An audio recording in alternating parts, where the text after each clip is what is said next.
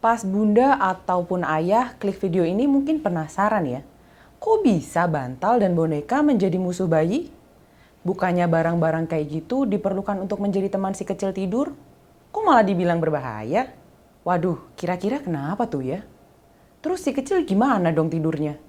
Masa nggak boleh pakai bantal dan nggak boleh ada boneka kesukaannya? Jawabannya akan saya bahas di video ini. So, simak sampai selesai ya bunda dan ayah.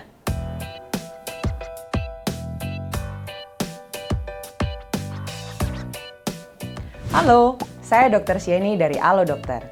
Kalau ngomongin soal tidur, bayangan kita tuh baru bisa nyaman kalau udah pakai bantal nggak sih? Apalagi bantal guling. Tapi berbeda nih kalau buat si kecil yang baru lahir bun. Penggunaan bantal malah sebenarnya nggak dianjurkan dan bahkan bisa mengundang bahaya. Kenapa? Jadi gini, penggunaan bantal dikhawatirkan dapat menutupi mulut dan hidung saat bayi tertidur dengan posisi miring atau berpindah posisi dalam tidurnya. Terus akibatnya si kecil jadi susah bernafas. Nah, sama halnya dengan boneka nih, apalagi kalau ukurannya besar. Meski mungkin bisa membuat hati si kecil senang, tapi adanya bantal di dekat bayi saat tidur juga nggak dianjurkan ya. Selain beresiko membuat si kecil sulit bernapas, bantal maupun boneka juga bisa memicu beberapa dampak mengkhawatirkan lainnya. Misalnya, pertama, bantal bisa mengunci posisi kepala bayi dalam waktu yang lama. Ini karena bayi belum bisa mengubah posisi kepalanya dan menyebabkan area kepalanya yang tertutup bantal menjadi kepanasan. Terus isi boneka maupun bantal seperti busa, kapuk, bulu, mungkin aja bisa keluar dan membuat si kecil tersedak. Nah, kalau menggunakan bantal yang berbentuk U, bayi bisa kesulitan membalik atau memutar kepalanya ke salah satu sisi ketika dia gumoh atau bahkan muntah. Lalu akibatnya si kecil juga bisa tersedak oleh muntahannya sendiri. Tapi bukannya bayi tuh perlu tidur pakai bantal ya? Biar kepalanya nggak peyang kan? Kurang tepat itu. Seperti yang tadi udah sempat saya singgung, kalau bayi baru lahir tuh sebenarnya nggak memerlukan bantal kok untuk tidur. Terkait kepala peyang pada bayi, saya bahas sedikit aja ya. Bukan penggunaan bantal yang bisa menyebabkan kepala peyang, melainkan tidur dengan posisi yang sama selama berjam-jam, yang akan membuat bagian belakang atau samping kepala bayi menjadi datar atau peyang. Buat lebih jelasnya, bunda dan ayah bisa tanya-tanya lebih lanjut ke dokter anak ya.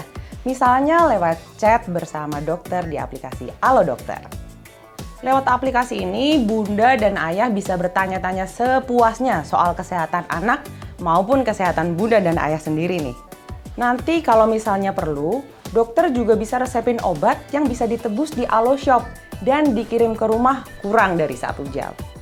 Jadi, tunggu apa lagi?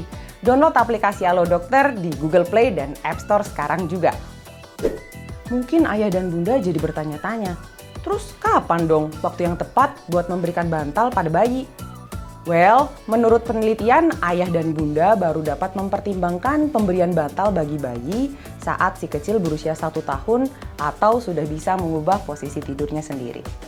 Oh iya, selain tidak memberikan bantal, ada juga nih beberapa hal yang patut bunda dan ayah perhatikan saat menidurkan bayi, yaitu pertama, tidurkan bayi dalam posisi telentang dan letakkan dia di kasur yang permukaannya rata.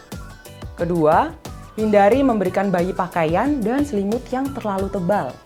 Ketiga, tidurkan si kecil di tempat tidur khusus bayi.